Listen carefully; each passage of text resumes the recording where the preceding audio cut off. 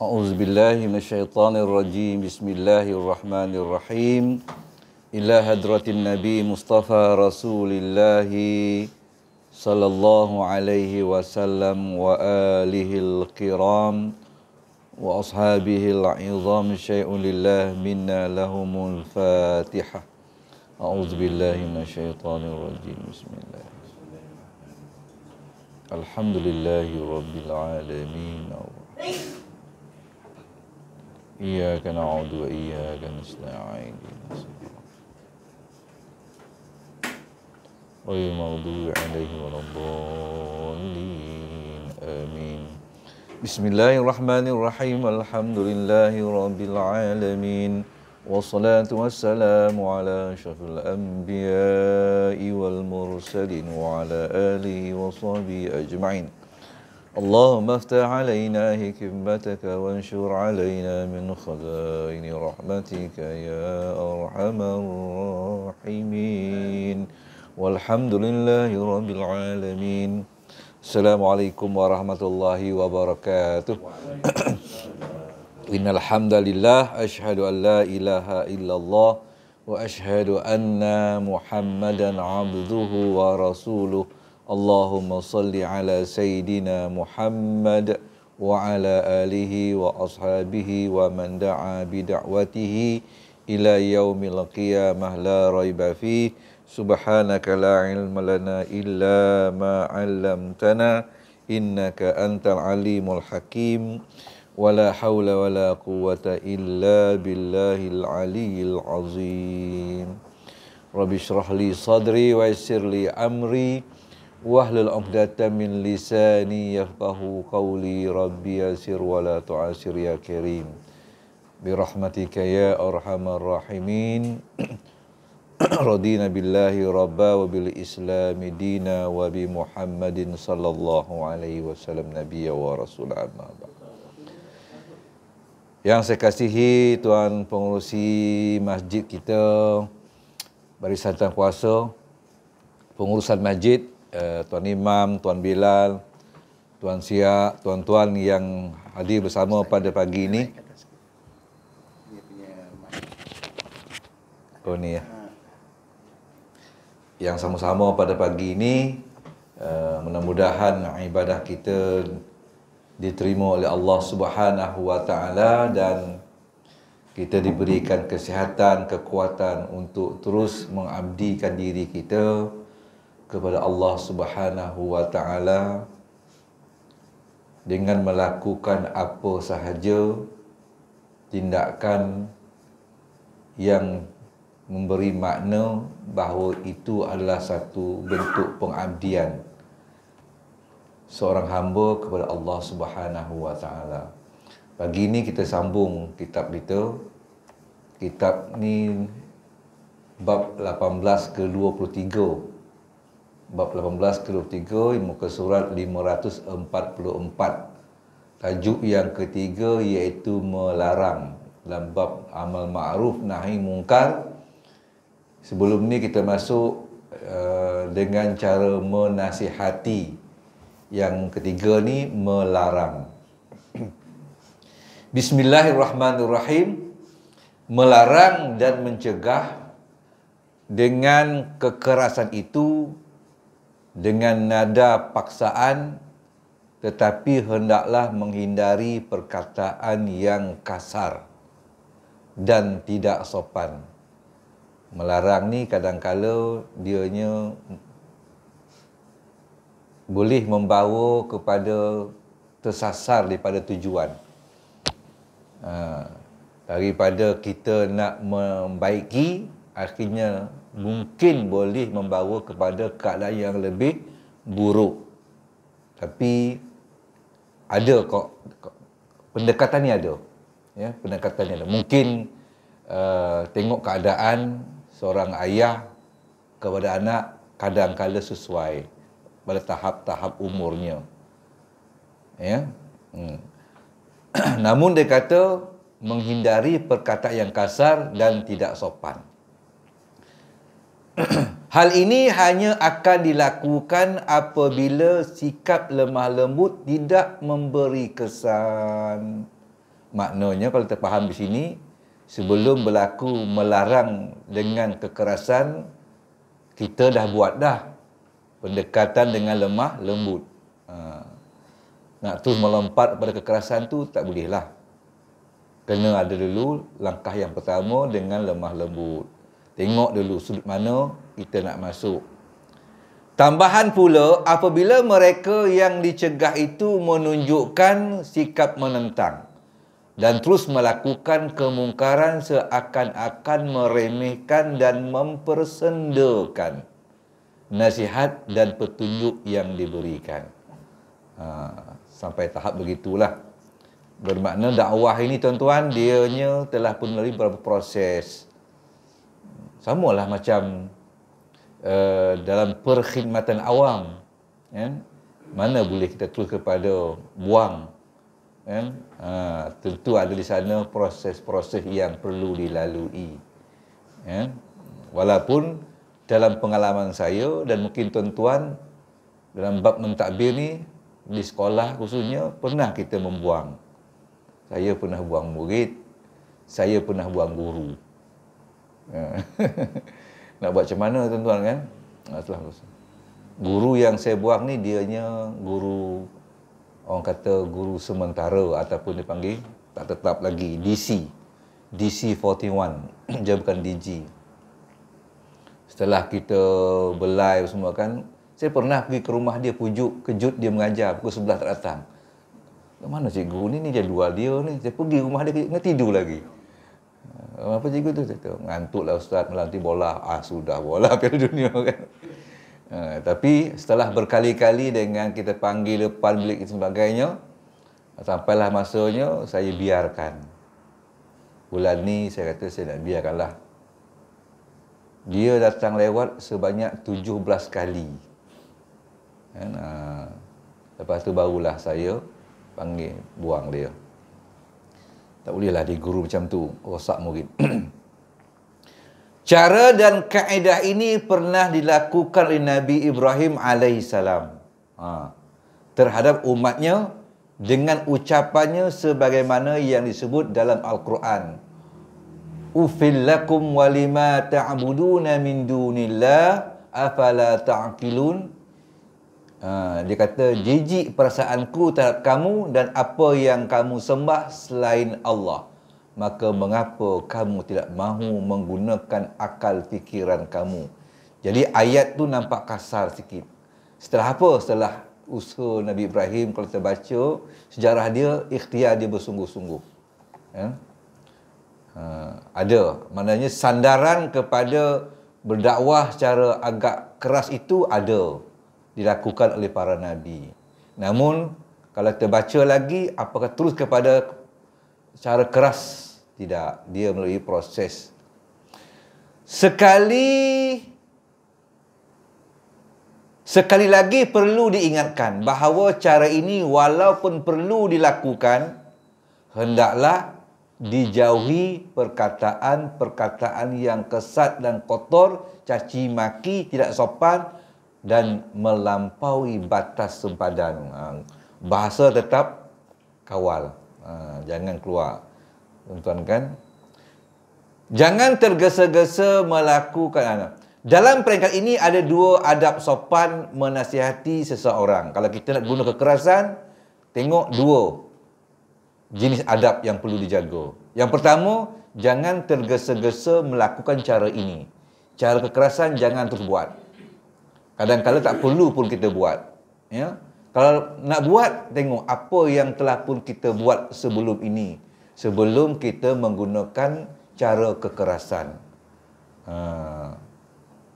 Kecuali apabila merasakan adanya keperluan yang sangat mendesak dan digunakan apabila cara pada peringkat kedua tidak berjaya mendatangkan hasil yang diharapkan. Maknanya dah kita ikhtiar dah. Biasanya ayah dengan anak lah ni tuan. Ya? Dengan orang luar ni tidak, mungkin kita tak apa sangat. Tapi kalau dalam institusi struktur mungkin berlaku juga, ya. Struktur pentadbiran. Hendaklah yang kedua, hendaklah perkataan yang digunakan itu semuanya benar, ringkas dan tidak melencong daripada tujuan yang terlalu berbelit-belit. Dalam kalau pepatah orang Melayu dia kata, Oni Sembilan, saya pernah menghadiri satu majlis meminang, tapi saya follow lah. Follow. Pakcik ni hebat. Panjang cerita dia, tapi yang saya minat dia kata, ini mudah je lah. Selak daun, ambil buah, dia kata. Maknanya tak banyak cerita, terus point. Saya datang ni nak meminang. Kan? Nak berpantun-pantun tu dia, tak kan?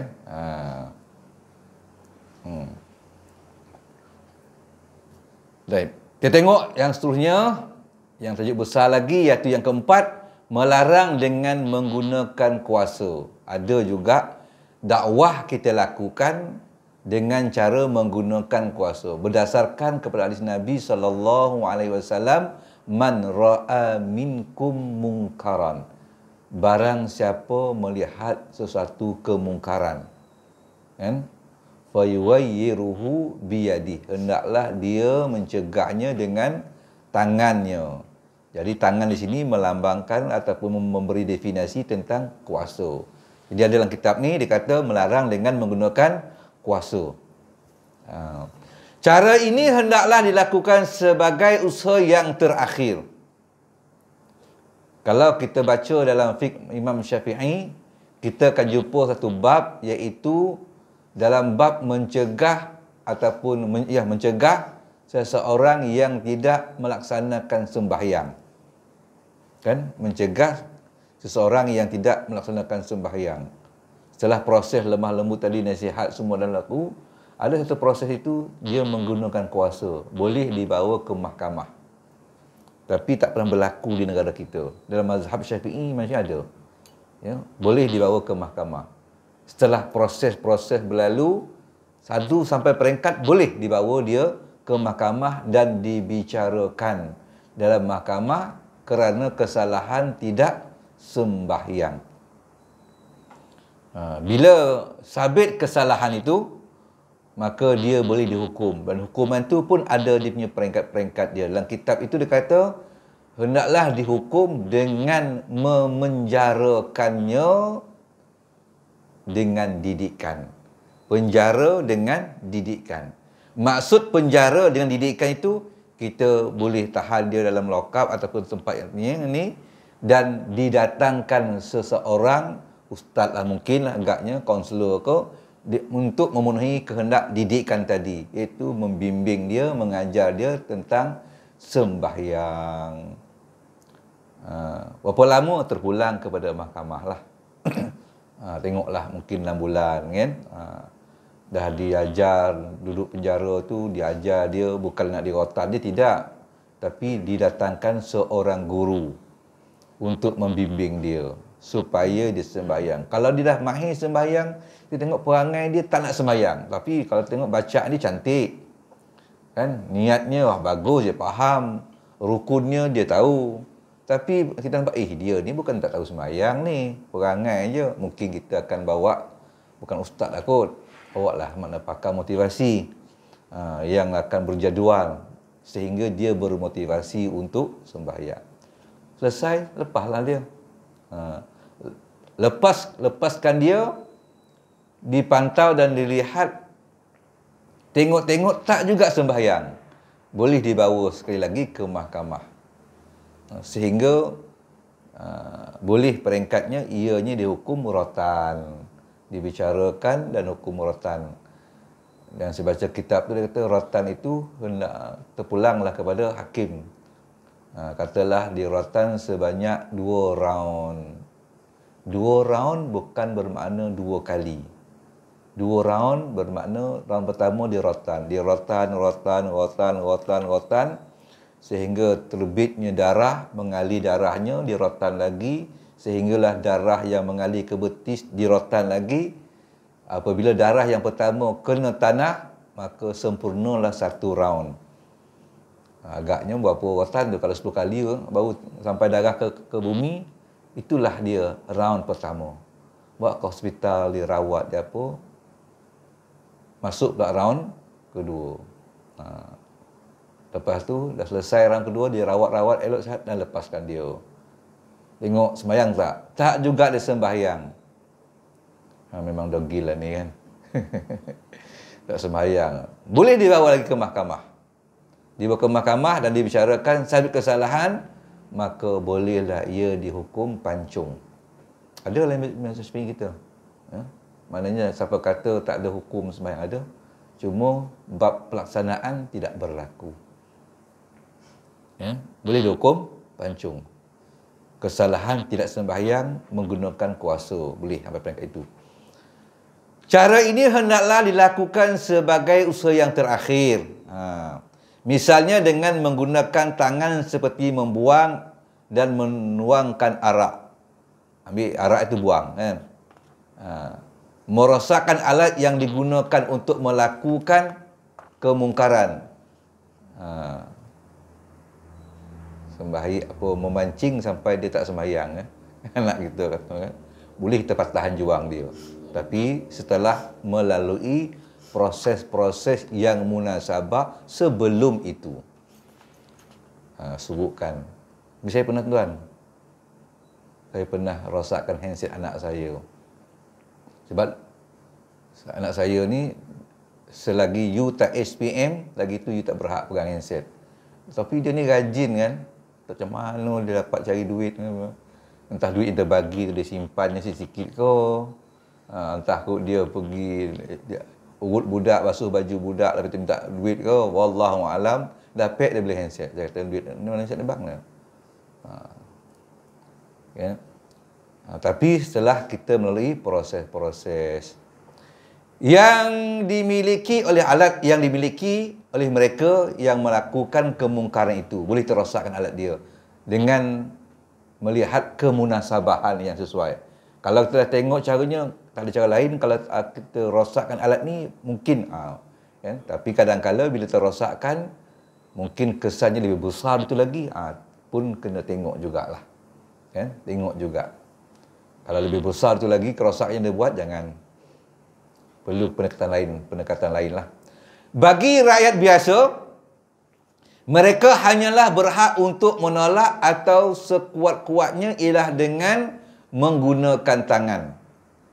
Tetapi bagi pihak penguasa negara, dia pemerintah, mestilah menggunakan yang lebih daripada itu, baik dengan kekerasan tenaga ataupun dengan menggunakan peruntukan undang-undang.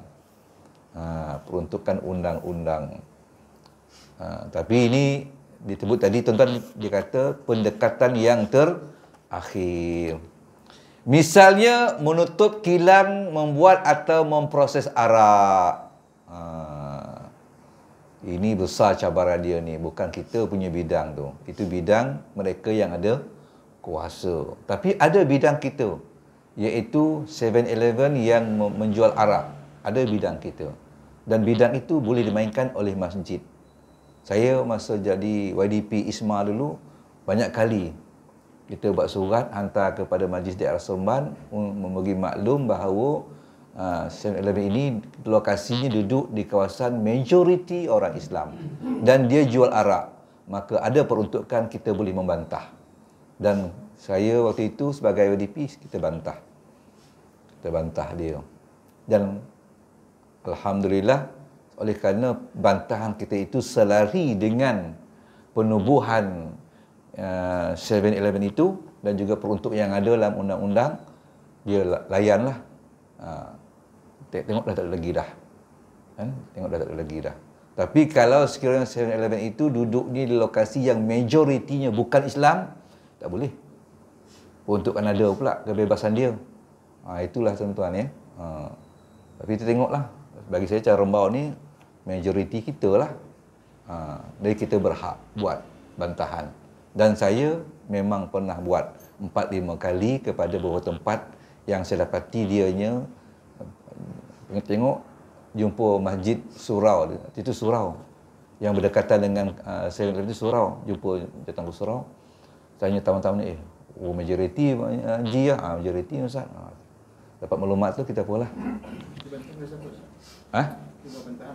Ke majlis kalau di Seremban tu saya di Majlis Perbandaran Seremban. Dekat dia punya apa? YDP dia. Dulu dia gereja musical Easter kan. Musical Easter ni maknanya satu majlis program muzik yang memuja syaitan. Dianjurkan oleh gereja di Seremban yang di Seremban Bukit tu. Jadi dia gantung banting di tiang elektrik tu. Ada limo tu sebab apa saya memang ada kawan anak-anak muda ni kan, kau cari berapa lay banting dia gantung, dapatlah maklumat. Ambil gambar, banting ambil gambar dan saya pun hantar. Saya hantar ke waktu tu, dah sebutlah dia punya YDP dia. Saya kata, kalau Datuk tak turunkan, saya dah siap pemuda-pemuda untuk turunkan.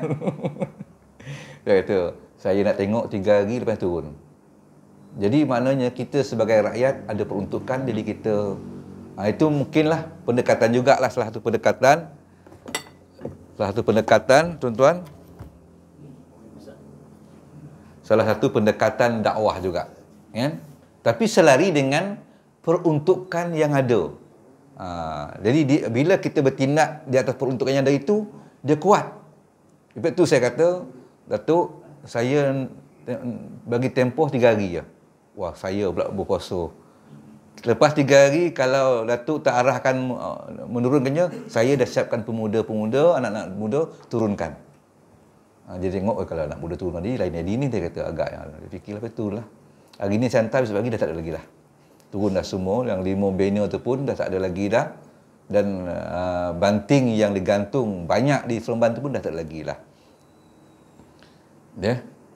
Itu dah. Penutup kilang buat memproses arak, merosakkan alat-alat kemungkaran. Contoh tadilah tu kita minta diturunkan kan. Saya nak marah tuan-tuan sebab muzik Easter ni Kristian. Pembacaan saya, sebab saya pernah menjalankan satu aktiviti selamatkan akidah Islam, iaitu gerakan kristenisasi 6 bulan. Setiap bulan ada ceramah buat setiap minggu surau ni, masjid ni, surau ni, masjid ni, maknanya sebulan 4 kali. Lepas tu, jadi maknanya di banting dan di banner tu, orang ramai dijemput hadir dalam bahasa Melayu. Apa hal? Sedangkan maknanya ada kalanya dia beria-ia menggunakan bahasa dia, tulisan dia kan. Guna. Jadi situ. Di bawah konteks agama lain tak boleh promosi. Yes, dalam peruntukan ada. Maknanya dalam konteks perlembagaan Islam dalam perkara 153 itu bahawa Islam agama persekutuan, adapun agama lain bebas melaksanakannya. Tafsiran kepada agama lain bebas melaksanakan itu, dia hanya boleh buat tapi nak promosi tak boleh. Sehingga saya study benda ni. Saya tanya peguam, sehingga peguam kata kalau dia gantung tanpa tepek di kereta kan, pun tak boleh. Contohnya Amitabha, tak boleh. Amitabha tak boleh, salah tu. Itu mempromosi, masuk makna mempromosi juga kereta Amitabha, salah. Tapi kita tak ada sampai macam sangat. Tapi bila dia letakkan banting muzik Easter tu, kemudian dia kata orang ramai jemput hadir, itu dah melampau. Dah melampau. Dan saya pun pergilah hantar surat depan meja kan. Saya kata 3 hari, Datuk, kalau 3 hari tak ada turun, saya ada pemuda dah siap dah untuk turunkan. Baik, kemudian tu dia kata, hal ini dapat juga dilaksanakan dengan pertimbangan hakim yang berkuasa, melalui mahkamah lah. Seperti memenjarakan mereka yang melakukan kemungkaran itu untuk memukulnya sebagai hukuman. Semua ini menjadi kewajipan pemerintah dan pegawai-pegawainya. Yang bab ni, kalau bab mahkamah tu dia hanya bidang kuasa hakim lah, mahkamah lah kan. Sebab itu, tapi tuan-tuan di negara kita ni, sesuatu kemungkaran itu dia tidak akan diangkat kalau tidak ada siapa yang buat report. Itu kena faham tuan-tuan. Sebab itu saya kadang-kadang lantik beberapa orang. Kau jokar apa? Kau jokar report lah. Sebab kalau tak report memang. Dan kelemahan kita, masuk rumah kita ni, kita lah bang. Tak, bab malas merepot ni kita lah. Tapi orang lain dia memang bila dia repot, barulah ada boleh buka cerita. Tak repot, tak adalah. Ya. Baik, kita tengok selagi adab petugas amal ma'ruf dan nahi mungkar. Ini adab petugas. Kita sebagai orang yang melaksanakan amal ma'ruf nahi mungkar. Dia bukannya orang tertentu. Semua kita ni adalah terletaknya tugas itu. Adab orang yang bertugas melakukan amal ma'ruf dan nahi mungkar ada 3 adab yang mesti dipatuhi.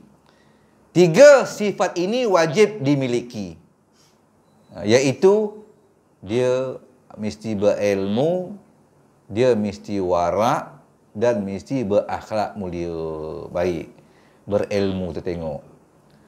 Berilmu maksudnya supaya dia mengetahui mana-mana kejadian dan peristiwa yang perlu dijalankan untuk melaksanakan amal ma'ruf nahi mungkar. Dengan demikian dapat menjalankan tugasnya mengikut apa yang telah ditetapkan oleh syariat. Berilmu tu dia tahu benda ni tak betul. Ya. Kan kalau tak tahu ke kita rupanya kita yang salah. Contoh saya nak ambil maknanya berilmu, contohnya di Palung 6 tu ada seorang tu di Syiah. Kalau kita tak ada ilmu, kita akan pergi saman dia lah. Dia beramal dengan Syiahnya, sedangkan dia adalah orang yang mendapatkan kebenaran mahkamah bahawa dia mengisytiharkan dia seorang Syiah melalui mahkamah. Begitu bila jawatan kuasa masjid report, kita tak boleh buat apa-apa. Ya, tidak boleh buat apa. Tapi kalau dia menyebarkan Syiahnya kepada orang lain, yes, itu kesalahan. Tapi kalau dia beramal dengan Syiahnya, apa antaranya? Dia tak pergi Jumaat. Kalau kita pada dia, salah tu. Tapi dia tak lihat. Jangan kita ambil tindakan kepada dia, kepada dia.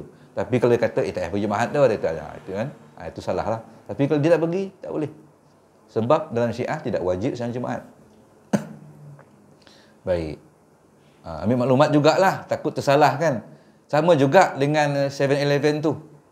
Kalau kita nak ambil tindakan, pentat tengok, ada juara ni. Ambil maklumat dulu. Ambil ilmu dulu. Apa dia? Majoriti ni siapa sini? Mudah tuan-tuan. Pengalaman saya, tengok ada surau berhampiran tu saya jumpa. Jumpa dia punya nazir dia, tuan sini macam kita ustaz orang kita ni. Dapat maklumat, okeylah. Jadi bila maklumat terdapat, selari dengan peruntukan yang ada, kita bertindak tepat. Jadi kalau kita dapat maklumat, dia ramai pula taman tu memang dia je kan. Contoh satu kawasan taman Kak Rasah tu dia je, jangan pula. Itu yang pertama, ilmu. Zamin ilmu hukum yang kita faham dan ilmu lokasi, ilmu peristiwa itu, ilmu isu itu. Kita juga kena menguasai dengan baik. Kan? Kalau tidak, kita silap jugalah. Kan? Yang kedua, segi warak. Warak ni apa maksud dia tuan-tuan? Hendaklah melarang orang yang melakukan kemungkaran itu dengan niat semata-mata untuk agama dan memperoleh keredaan Allah. Mana ikhlas? Ada konsep ikhlas itu tu. Jangan sekali-kali melampaui batas yang diizinkan oleh syariat. Maknanya kita mengambil tindakan selaras dengan syariat ataupun selaras dengan undang-undang peruntukan yang ada. Peruntuk yang ada, kita kita berhak untuk report kepada majlis perbandaran, majlis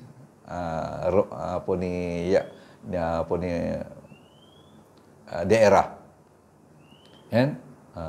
Tapi lompong orang tu, itu dah di luar, itu kan adab kita, tak warak lah macam tu pada, ya. Nampaknya macam kita ala, tapi tidak, dia dalam makna warak. Sebab kita bertindak mengikut undang-undang. Kalau nak marahkan memanglah kan. Janganlah pula hatinya mempunyai tujuan yang lain. Saya baru ni ada orang jumpa saya. Ustaz, saya tak pergi lagi. Ustaz dia kata, dekat taman kita, dekat dengan taman kita, bukan taman kita lah, dekat dengan taman kita. Dia tunjuklah ni, saya tak tahu, tak nampak gambaran tu. Dia kata dah ada kain kuning diikat pokok tu. Itu apa mana tuan? maknanya tempet tu akan jadi kuil. Itulah ilmu kita kan. Ilmu itu aja kalau pokok dah diikat kain kuning, itu dah bahaya tu. Dan kita ambil maklumat lah. Kek mana? Tu satu ilmu kan. Tengok pula yang menyembah kuil ni, patung ni, Hindu ni ramai ke? Kan? Jangan pula kiri kanan depan belakang semua kita. Kalau tiba-tiba pokok tu dia balik kuning. Jadi saya nak tengok tu macam tu. Kalau batu kan, berilah ajak nak muda kita pergi buka. Kalau kita rasa sesuai, buat jenso. Bisi kita kan, greng dia tumbang. Kita pun korek. Kadang-kalanya lah tuan ya, kadang-kalanya perlu begitu. Tapi timbang juga dengan maslahah yang ada ya. Tapi kalau taman saya tu, dalam taman tu ada berapa je India? Satu rumah. Cina ada 4-5 rumah. India ada 2-3. Jadi majoriti 400 lebih pintu di situ, majoritinya orang kita. Kan? Tengoklah timbang. Bukanlah saya menghasut tuan-tuan, maknanya perlu pertimbangan yang sewajarnya. Tapi kalau buka je kain tu. Tapi kalau buka kain tu saja dia ganti nanti kan. Sebab kadang dia bermula dengan kain kuning. Bermula dia balut dengan kain kuning. Sebab dia dah mimpi Sami dia suruh buat situ. Kita tak mimpi, suruh tanggalkan. Saya pernah menghadiri dialog antara agama. Tapi saya sebagai pendengar, saya tak dijemput sebagai panel. Situ adanya Kristian atas pentas tu, adanya Hindu, adanya Buddha, adanya Islam. 4 agama, saya duduk bawah. Dalam perbincangan agama itu, saya nampak Buddha ke depan. Sebab dia pandai berhujah. Kaedah ilmu mantiknya tinggi. Tapi Islam tenggelam. Sebab penceramah yang ditamping itu, dia menguasai ilmu fiqh. Bagi saya tak kena. Waktu itu kita bukan nak buat ilmu fiqh bersama. Dia buat dalil Quran, saya kata tak kena. Ustaz ni dalil Quran ni, terpentas tu bukan orang Islam kan. Di bawah ni ramai lagi yang Hindu, yang Kristiannya. Apa kita buat dalil Islam? Dalil Quran. Qul huwallahu ahad. Kita bukan mengatakan tidak sesuai. Memang Al-Quran sesuai berlaku. Al-Quran sesuai untuk jadi hujah sepanjang masa. Tapi dalam konteks itu, kita kena memerlukan segi hujah logik. Seperti mana Buddha tu hujah logik.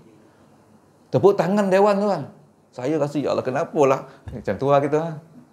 Sebab kita rasa, patut kita mengatasi suasana tu. Islam ya'lu wa la yu'la alaihi. Islam lebih tinggi. Banyak poin kita boleh kemukakan dan tutup hujah-hujah panel yang ada tu. Tapi mengapa tak muncul? Sebab kita terlalu membawa hujah fiqh. Sedangkan situ bukannya kita orang Islam, situ adanya patutnya kita mengatakan hujah logik, mantik. Di situlah perlunya kata kenalah orang belajar ilmu mantik, kena belajar ilmu tu. Ya. Baik. Bagi saya, rumusan perbincangan itu dikuasai oleh Buddha lah. Sampai orang tepuk tangan banyak kali lah dalam tu. Saya pula, ya Allah, malunya saya dari bawah tu. Baik.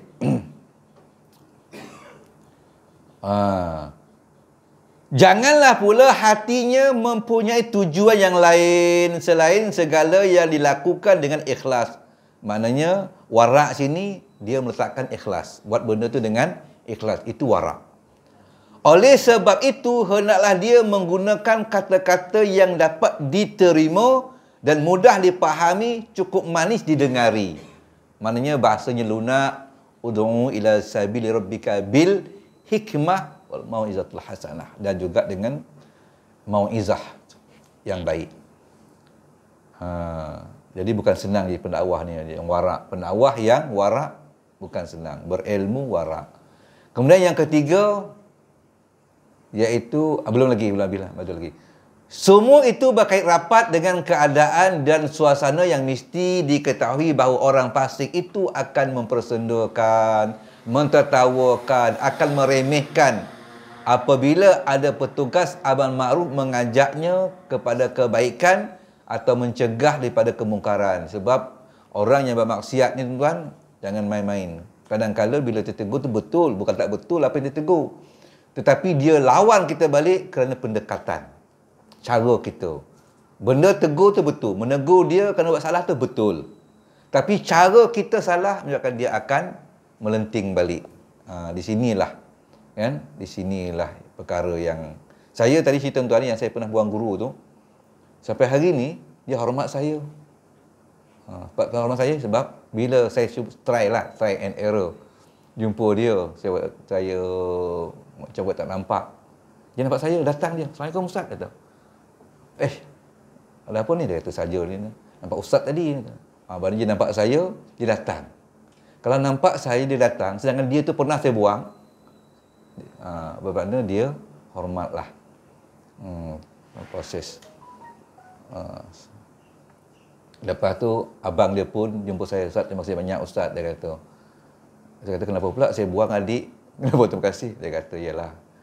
Kalau adik saya dicikgu, dia kata, lagi banyak dosa dia nanti, dia kata. Oh, bagus abang dia. Ya. Setelah proses tadi lah, dengan bimbing sampai pergi kojut ke rumah, kojut patut pintu bilik dia.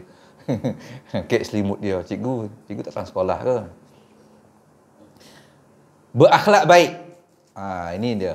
Para pegawai atau petugas yang bertugas perlu menunjukkan sikap sopan, lemah lembut, ramah tamah kepada sesiapa pun.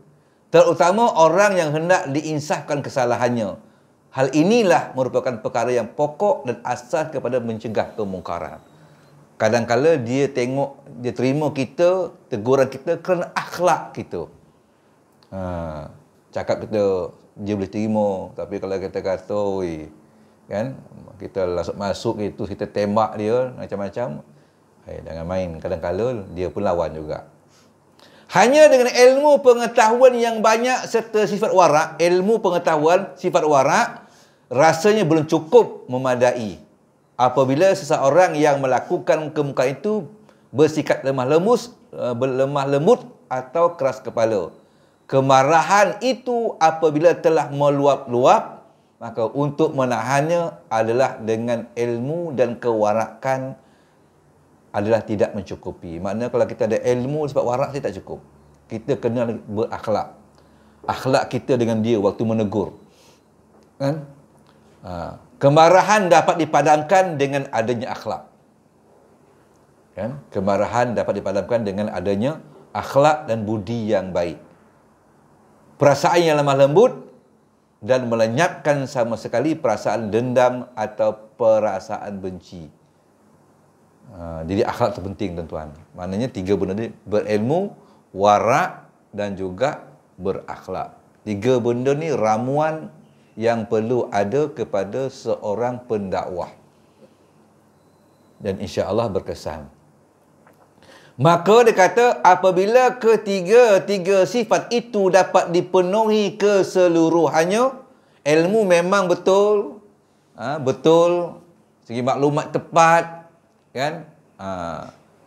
Mungkin kena selari pula dengan peruntukan undang-undang yang ada. Kan? Kemudian warak ikhlas kita itu tinggi nilai dia.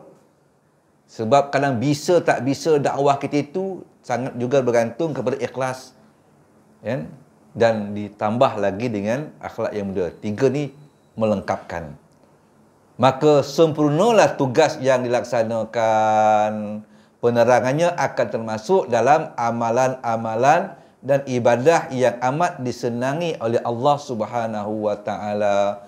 Seorang pendakwah ada ilmu dalam bertindak dan dianya ikhlas, waraknya ada dan akhlaknya mulia, maka segala apa kerja dakwah yang dia buat itu akan dikira sebagai neraca ibadah oleh Allah. Dengan demikian, kemungkaran akan dapat dilenyapkan atau setidak-tidaknya kemungkaran yang berlaku akan berkurangan. Sebaliknya, jika tiga sifat tidak sama sekali, sukar ke munkar itu dihilangkan.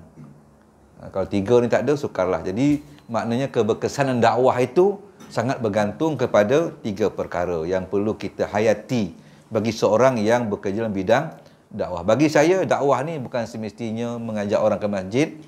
Dakwah ini ialah apabila ianya ada kaitan kita mempersempurnakan kehendak syariat. Ya. Menyempurnakan kehendak syariat termasuk dakwah. Apa saja tuan. Kalau kita berniaga dengan baik, itu juga dakwah. Ya. Kita membeli barang di kedai Muslim juga dakwah. Saya dulu bila terbinanya family store tu, dia sangat mencabar, kan, sebab dekat dengan kedai Jalil. Jalil tu orang Islam lah, walaupun dia India, dia berbahasa India tapi Muslim. Saya pernah dijemput menghadiri anaknya kahwin.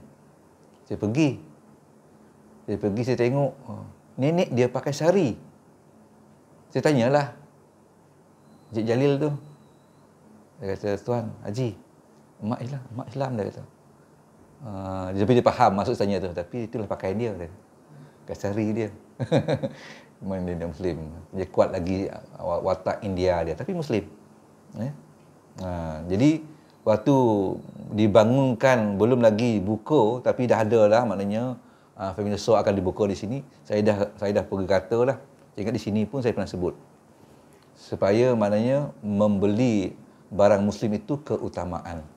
Sebab dia melepaskan fardu kifayah kepada kita yang berada di sekitar tu. Di surah Jamaliyah, Insaniyah, semua saya cakap, kita mesti mengutamakan. Kalau mati kerja itu, kita berdosa lah. Sebab dia menyempurnakan fardu kifayah. Ya, fardu kifayah. Besar dia punya tarikan dia, sebab kita pergi di store tu, dia punya barang-barang dia parking sekejap je. Contoh macam telur kan. Telur di kedai lain ni mungkin parking lama. Di store ni parking sekejap. Banyak benda. Jadi takkanlah semua nak beli dengan dia. Mungkin ada benda kita beli dengan dia, ada benda kita beli di tempat yang lain. Yang pentingnya kita jaga tentang jangan dia mati menyebabkan kita berdosa. Sedangkan dia banyak sumbangan je pada agama, di mana mengangkat dosa kita kerana dia telah pun melaksanakan fardu kifayah. Jadi apa salahnya kita mengeluarkan belanja kepada dia dalam bab barang-barang yang tak ada. Beras rasanya tak ada masalah. Beras tak ada masalah. Reset kan tak ada masalah. Kan benda tu benda apa. Tapi kita ni kadang-kadang tak nak susah. Pergi sekali buat troli, sekali angkut. Jadi bagi saya, bersusah kerana syariat itu lebih mulia daripada mudah-mudah, tetapi kita mengambil mudah dengan syariat. Tak apalah. Ya, saya nanti masuk tu, saya jual ni je. Dia punya store ni je barang beli. Yang lain, Jalil. Bagi saya, itulah dia dakwah. Sebab kita ada satu niat untuk kita memastikan dia jangan mati, kerana itulah fardu kifayah. Susah memang susah, kita susah sikit lah. Macam contohnya sekarang ni, dah ada pula pasar nelayan. Menjual ikan kan. Jadi bagi saya segi freshnya tu, fresh lagi pasar nelayan. Tuan-tuan jangan pergi pukul 9 ke bawah. Pukul 8.30 jangan pergi. Pergi pukul 9.30 ke atas. Ikan baru sampai daripada Melaka. Kalau kita pergi ke 8 lebih tu, dia jual ikan yang lebih semalam. Kalau 9.30 tu, ikan baru sampai. Saya biasa ke 10 saya pergi. Jadi bagi saya, kalau segi bandingan fresh ikan ni, kalah family store. Tapi harga, yes, family store murah. Dia agak tinggi sikit. Tapi bila kita, tuan-tuan, mengambil satu pendekatan, nilai, katalah sini sekilo ikan pelaling, katalah RM12. Family store kata RM10. Beza RM2. Apakah dengan RM2 itu nilai kita dengan agama kita? RM2 tadi dengan family store RM10 sekilo, yang ni RM12. Bezanya RM2. Apakah RM2 itu nilai kita dengan agama kita? Kalau terpandang begitu, kita rasa, tidak, bukan begitu. Tapi bila kita membeli, biarlah lebih RM2, tapi kerana dia fardu kifayah, aku beli kerana agama, walaupun mahal RM2, di situlah letaknya dakwah bagi saya lah, pandangan saya. Dan rezeki ni Allah. Allah yang memberi. Bukan maknanya kita rasa, oi, rugi ni, ini RM10, ini RM12, rugi ni. Rugi itu pada kaca nilai kita hamba yang jahil. Tapi kalau kita nilai kepada siapakah Allah, pemberi rezeki, kita takkan rasa rugi. Sebab kita membantu agama Allah. Kita beli dengan harga RM12, tinggalkan RM10 kerana agama Allah. Bagi saya itu bukan nilai yang perlu kita hitung. Tapi kita lihat kalau itulah ketaatan kita kepada agama kita.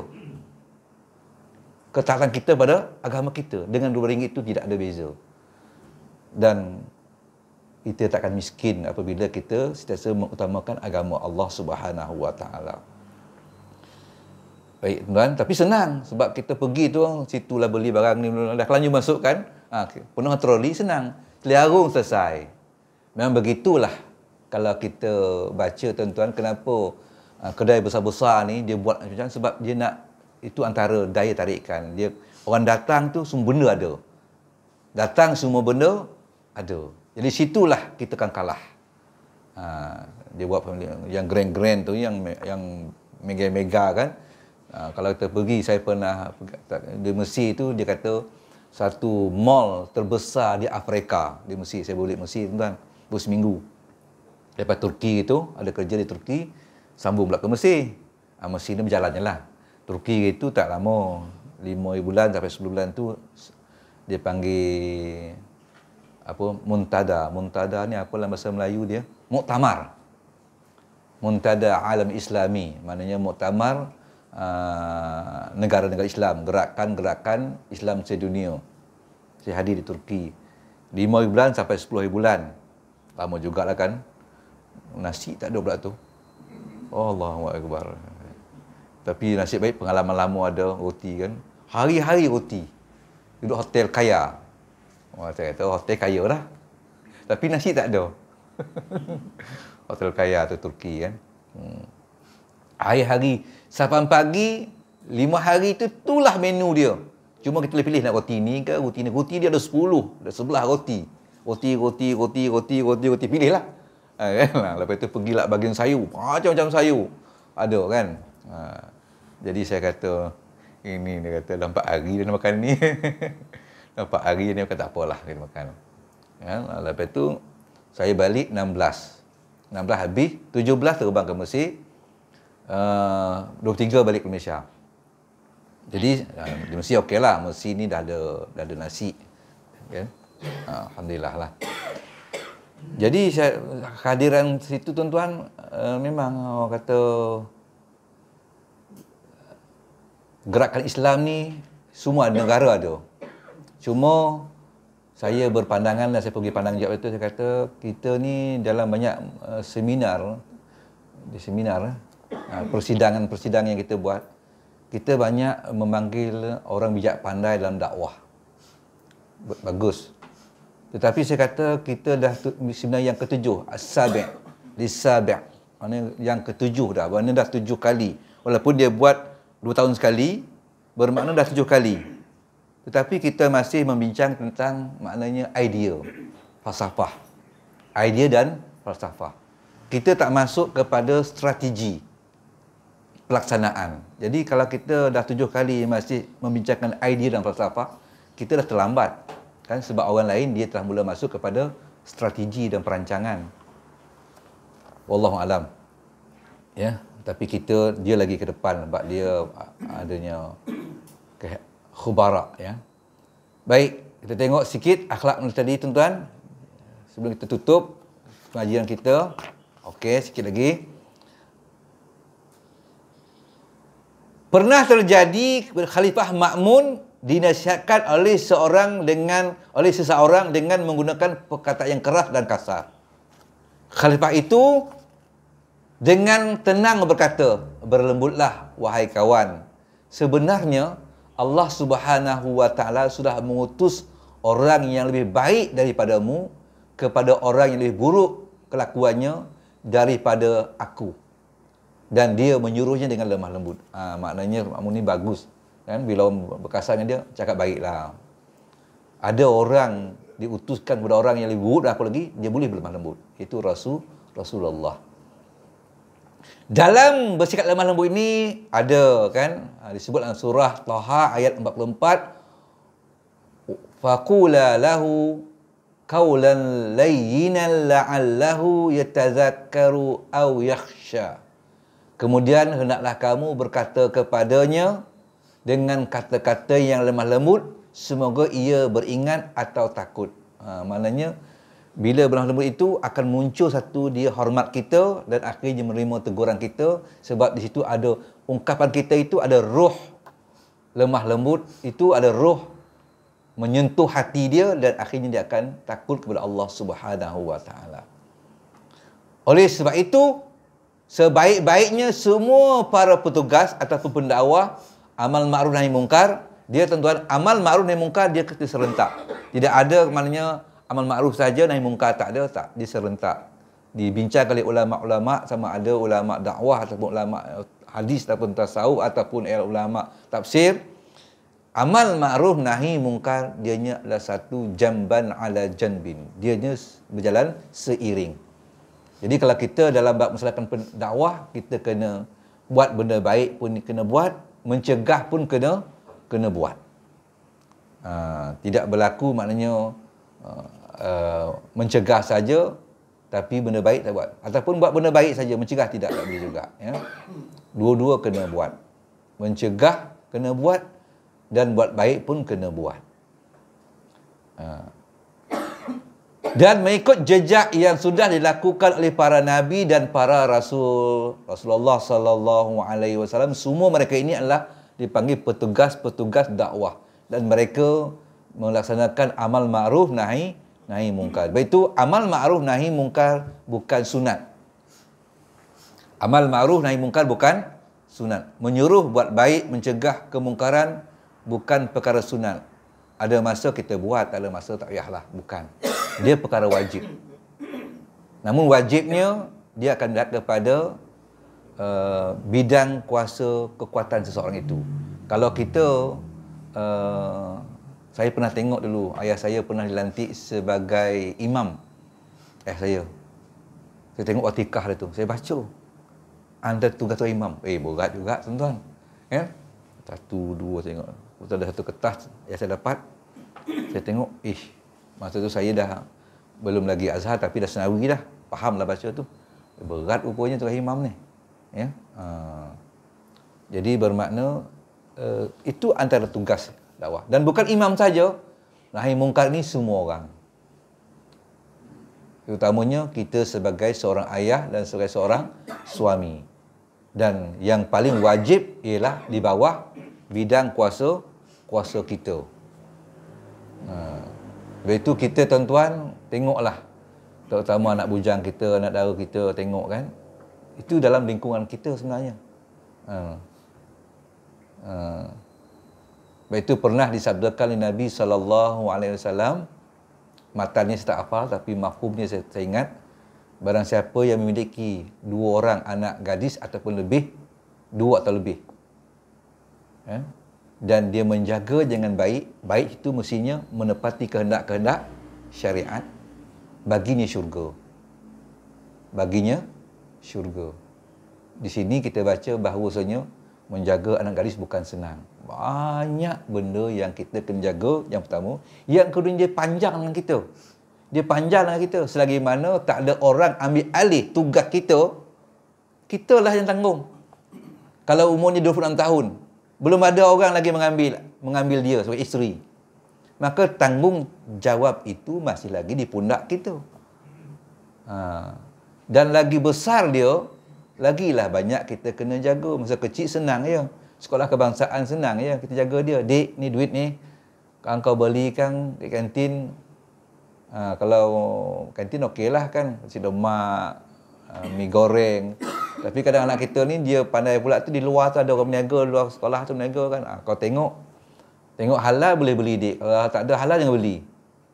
Kan? Jadi kita bagi duit tu kita ingatkan, tengok halal.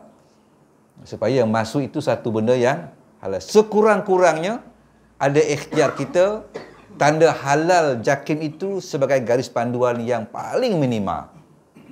Saya tuan-tuan kadang di rumah tu kadang main sampai barang ke rumah kan. Waalaikumsalam. Barang baik. Saya ambil, saya buka. Hari itu sabun cuci muka. Sampai tengok apa. Tengok dik, kita tengok belik-belik. Cuba kau tengok. Mungkin abang tak nampak agaknya.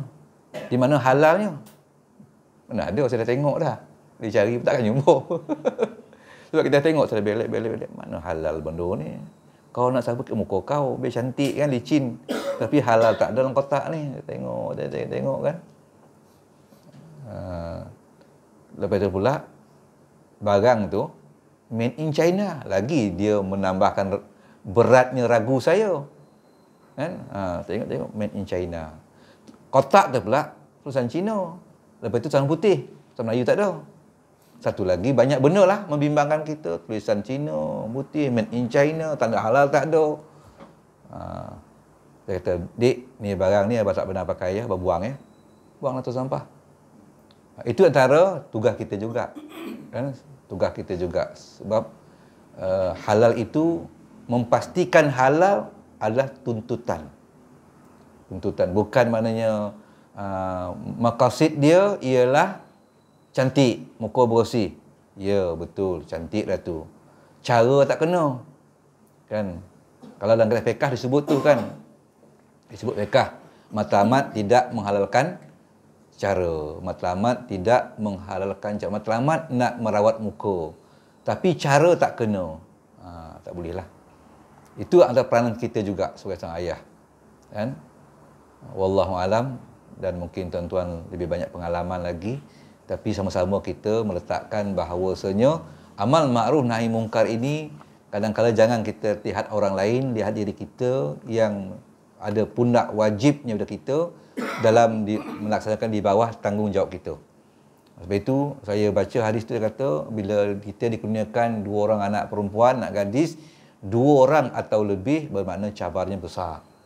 Dan dijaga dengan baik artinya kita jaga menepati kehendak syarak. Lepas tu dianya akan dianugerahkan, baginya adalah syurga besar. Anugerah Allah pada kita bila kita, saya 5 orang nak dara, tapi dah diambil dah 2 orang, tinggal 3. Kan? Tinggal 3 orang. Jadi 3 orang ni dah lebih 2 orang tu, tuan. Jadi semua tu kita tengok. Tengok supaya dia menepati kehendak syarak. Pakaian dia, pergaulan dia, masa dia, solat dia, solekkan dia, semua tu kena. Sehingga alat-alat yang digunakannya pun perlu kita tengok. Lebih-lebih sekarang ni banyak promosi-promosi di maya ni kan, yang luar biasa. Hatta maknanya pelaburan pun, saya lansir saya tu masuk 1000 dalam 6 jam dapat 30,000. Saya kata tak ada mana lah. Saya tuan. Dia kata, dia kata, ini semua tipu ni. Masuk 1000, lepas tu ramai orang tak. Alhamdulillah saya dah dapat lah. Dia bertunjuk cek dia kan. Saya rasa ini semua dia punya marketing, tuan-tuan. Dia susun orang dia, 5-6 orang. Dia sebagai toke, yang 4 orang, 5 orang ni sebagai customer dia. Dan kita ada dalam tu, dan dia akan merincang masuk tu. Jangan tunjukkan. Sebenarnya kita yang tertipu, tuan-tuan, sebab itu adalah satu marketing. Satu proses dia. Kadang-kadang timbul hati, cubalah 1000 apa pernah, rugi-rugilah.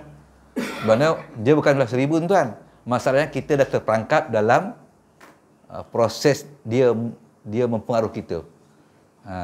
Sebab 4-5 orang yang dapat tu, baru semalam aku masuk, hari ni dah dapat lah 30,000. Dia tunjuk dah tu. Tarikh dia masuk. Dia tengok. Semalam dia masukkan, masuk 10,000. Tengok. Lepas tu, saya suka bacanya tengok. Sebab saya nak baca maklumat tu. Dia masuk 17,000. 17,000 dia masuk. Dia tunjukkan. Dia masuk tu, ada dia punya sijil dia masuk tu. Dia dapat 240,000. Tuan. Lepas tu ada satu, iya ke ni? Saya nak masuk lah. Saya macam ini, macam betul real ni, ada bukti-bukti ni. Kata seorang tu pula. Saya kata, yang itu pun berlaku juga, tuan-tuan.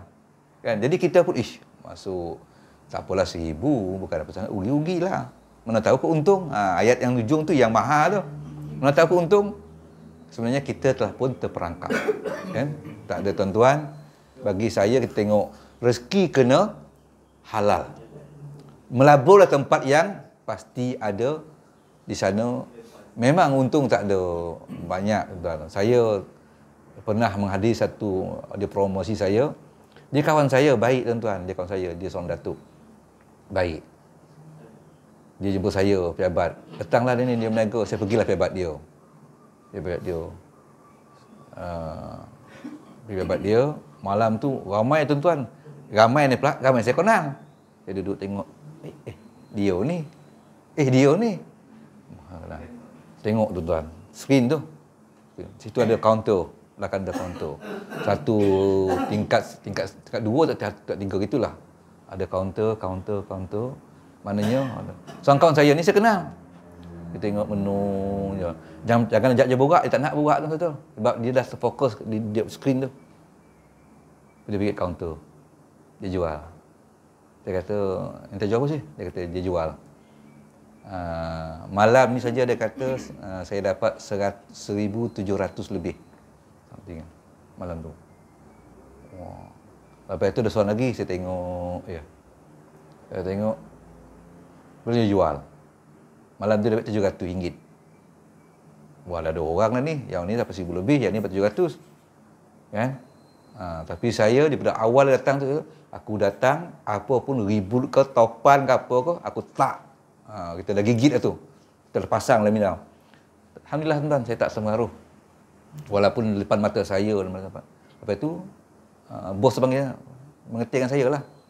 Syekh dia kata, tengok tadi dia dapat 7,000 lebih, yang ni dapat yang tu tadi, datuk tu dia kata ni. Kata, tak apalah, saya ni bukan orang macam dia. Dia orang duit lebih tu. Saya ni anak ramai 11 dia kata. Saya duit tak ada. Anak minta maaf sih, dan tak ada duit. Anak-anak ramai 11. Jadi kata, anak minta maaf lah. Bukan anak tak nak melabur, tapi anak tak mampu melabur. Jadi tuan-tuan, bukan apa, kita tengok timbang dengan kaedah syarak tak kena. Kebetulan lepas tu saya muzakarah fatwa di Melaka. Bincang isu itu. Sedang sedap tuan-tuan. Bincang isu itu dengan dalil-dalil, dengan kaji-kajiannya depan meja itu.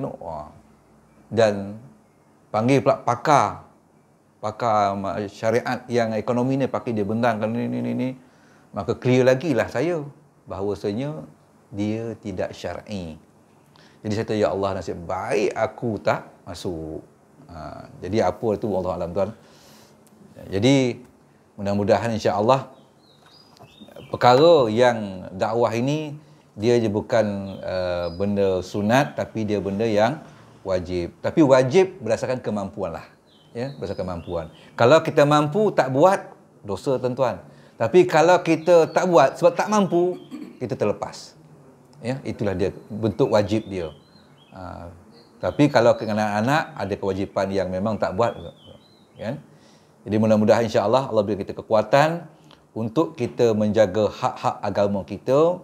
Jangan nilai sekali hak agama kita dengan ringgit, ya. Hak agama bukan nilai ringgit tuan-tuan, ya. Untung rugi beza antara RM1, RM2 kerana agama, bagi saya bukan ukuran yang perlu kita letakkan. Tetapi maknanya kita sanggup, orang sanggup, kalau kita tengok orang sanggup mati kerana agama, itu lagi rugi tuan. Kalau nak kata bincang ruginya, sebab apa? Anaknya akan yatim piatu, isinya janda, tapi dia mati kerana agama, itu bukan rugi, itu adalah kelebihan yang Allah berikan kepada dia. Jadi situ lambat agama, tuan-tuan pergi family store, beli family store, di belakang tu ada kedai Jalil. Kan ada nelayan. Di situlah pertimbangan kita supaya RM1, RM2 yang kita rugi pada angka kerana agama, Allah akan tukar dia sebagai pemberat mizan kita di hari akhirat. Sebab kita mungkin macam saya lah, bukan orang yang kuat berzikir. Kita bukan orang yang kuat baca Quran. Kan? Kawan saya tuan-tuan, dia Al-Hafiz. Saya tanya dia, Apa disiplin tak pegang sih? Disiplin dia pegang sampai sekarang. Disiplin dia ialah 3 hari khatam. Murajaah dia. 10 juzuk, 10 juzuk, 10 juzuk, dan hari ketiga tidak khatam. Itu hebat. Saya tak mampu buat macam tu, tuan. Jadi maknanya, kalau boleh itulah dia kita kutip. Rugi RM2. Tapi kerana agama sebagai pemberat mizan. Kalau kita buat macam tu, nanti di akhirat, Allah akan ganti balik dengan pengorbanan kita kerana demi agama. Wallahualam, tuan. Saya kalau bagi anak saya kata, tengoklah kalau dah jalil ada, beli jalil lah, saya kata. Kalau saya. Tapi kalau ikan sayu, memang sayu saya beli dekat pasar tu, pasar Rembau. Ikan saya beli dekat pasar nelayan. Itu pilihan yang terbaik lah, tuan-tuan ya. Pilihan terbaik. Harga, yes. Kalau tuan bandingkan harga, memang dia ada beza. Tapi biarlah kita letakkan agama di atas daripada kita. Mudah-mudahan insya-Allah, maknanya dengan itu kita diberikan kekuatan. Yang baik tuan-tuan daripada Allah Subhanahu Wa Taala. Yang lemah kelaman saya, kita berhenti dulu, nanti sambung kepada tajuk yang seterusnya, kemungkaran yang biasanya berlaku dan kemungkaran di masjid. Yang ni nanti sedap tajuk ni saya baca kan. Seronok tajuk yang akan kita bincangkan nanti pada akan datang.